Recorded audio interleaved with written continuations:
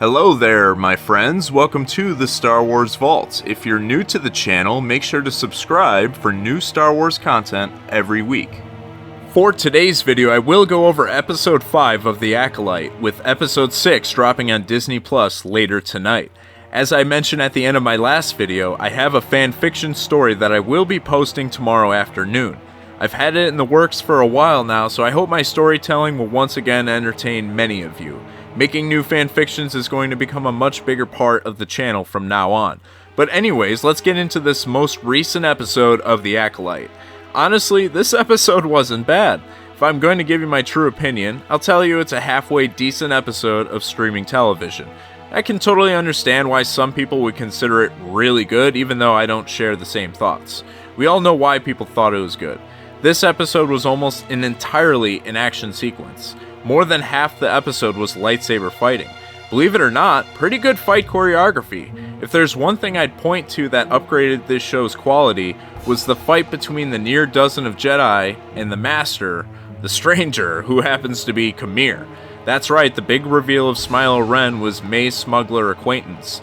It seemed most viewers were guessing it was him pretty much from the beginning, and at least for me, Episode 4 really made it obvious since he was traveling with May to find Kelnaka. He was saying a lot of suspect things, like, "You know I haven't seen his face," referring to the Master. He also said the Master would kill May when she betrays Kamir and tied him up in a trap, then ran off to turn herself in. Next thing, she finds Kelnaka, the Wookiee Jedi, already dead, realizing the Master did this and was many steps ahead of her.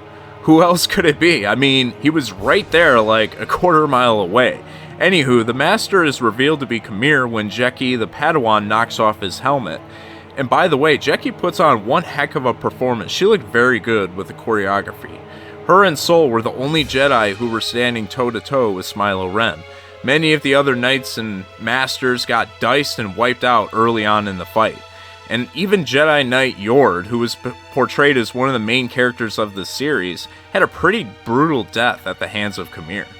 Osha and May were hidden during most of the fight, except a short sequence of Jeki fighting May, trying to restrain and put her under arrest. At one point, Kamir's helmet was resistant to the Jedi's lightsabers, and even stunning the weapons for short periods of time. It's assumed this helmet is made with cortosis, a rare lightsaber-resistant metal. So when the Master kills Jeki, it's fairly unique as he gives her 3 upper body stabs, which causes Master Sol to cry out. Sol asks the Stranger what he is, and he responds, "I have no name, but Jedi like you might call me Sith."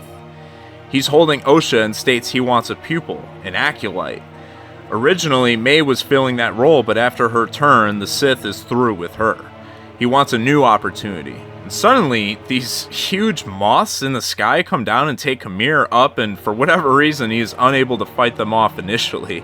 I mean, he killed a ton of Jedi just minutes ago and on his own, but well, these moths take him out of the scene for a few minutes. I don't know, it just feels like plot armor so that May can come in and stun Sol.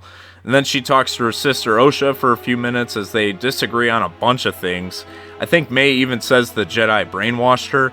This then sets up a fight between the two where May knocks out Osha, then proceeds to cut her hair with Yord's lightsaber to look like Osha. Of course, this sets up, the switcheroo where she tricks Sol into thinking she's Osha, most definitely planning to kill him.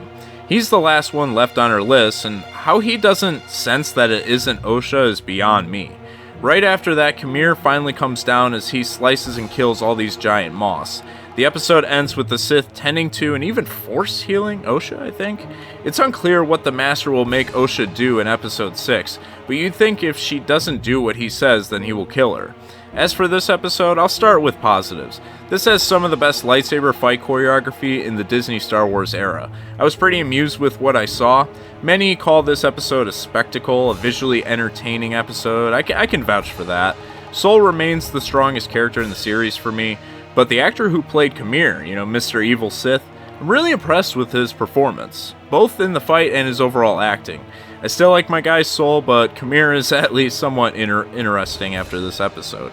As far as negatives, still a lot of problems that I believe carry over. Like Episode 4, this episode was less than 30 minutes long when you take away credits.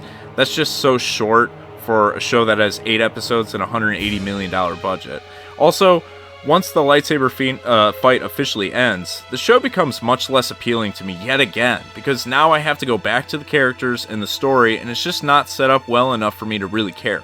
I mean, even during the fight, all these Jedi are dying, and I don't feel anything. Like, I don't know any of these characters except Jecki and Yord, who both had little to no character development in the first half of the show. So while yes, the fight scenes were entertaining and put together well, I don't care ultimately about what happens. I don't care about what's at stake. Mainly because the story so far is confusing to me at best. This leads me to ask you, was episode 5 the best showing of the Acolyte, or the least worst? Once again, to me this is the only watchable episode for the show. It's passable on my scale, so why don't we do a ratings, right? My last Acolyte video I was so disappointed that I didn't even leave episode ratings like I usually do. So for episodes 1 through 4, I'll rate them all around a 3 out of 10. As far as episode 5, I'm gonna go 7 out of 10, why not? No, maybe 6.5, yeah, 6.5 out of 10. Episode 6 comes out tonight. Let's hope they can continue this upward trend in quality, though truthfully, I wish I had more belief this show will end up being somewhat good overall. As far as, you guys, I want you to let me know what you thought of this episode. Did you enjoy the lightsaber action? Was it better than Duel of Fates, as Leslie Headland suggested it might be? Let me know your thoughts by commenting below. Also, be sure to force push the like button to support the channel. My social media is linked in the description. Remember, new fan fiction drops tomorrow, so until then, my friends, may the Force be with you.